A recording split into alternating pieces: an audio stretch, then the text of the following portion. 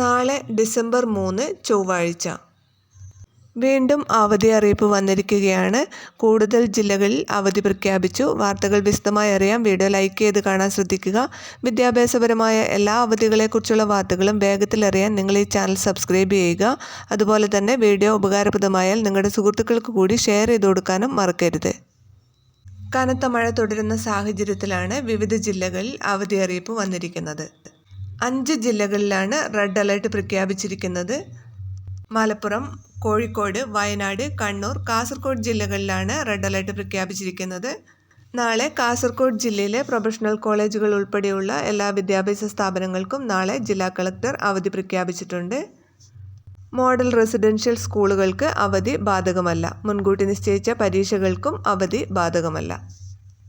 അതുപോലെ തന്നെ തൃശ്ശൂർ ജില്ലയിലെ പ്രൊഫഷണൽ കോളേജുകൾ ഉൾപ്പെടെ അംഗൻവാടികൾ ഉൾപ്പെടെയുള്ള എല്ലാ വിദ്യാഭ്യാസ സ്ഥാപനങ്ങൾക്കും നാളെ ജില്ലാ കളക്ടർ അവധി പ്രഖ്യാപിച്ചിട്ടുണ്ട്.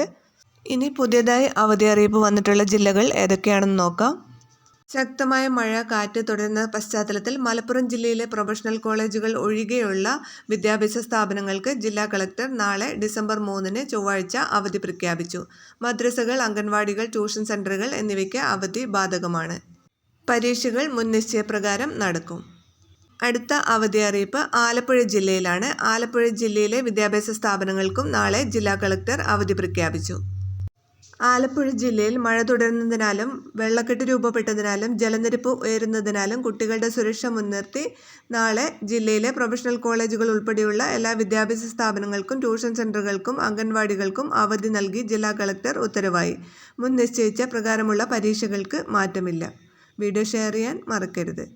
ഇനി ഏതെങ്കിലും ജില്ലകളിൽ അവധി പ്രഖ്യാപിക്കുന്നുണ്ട് എങ്കിൽ കമൻറ്റ് ബോക്സിൽ പിൻ ചെയ്ത് വയ്ക്കുന്നതായിരിക്കും.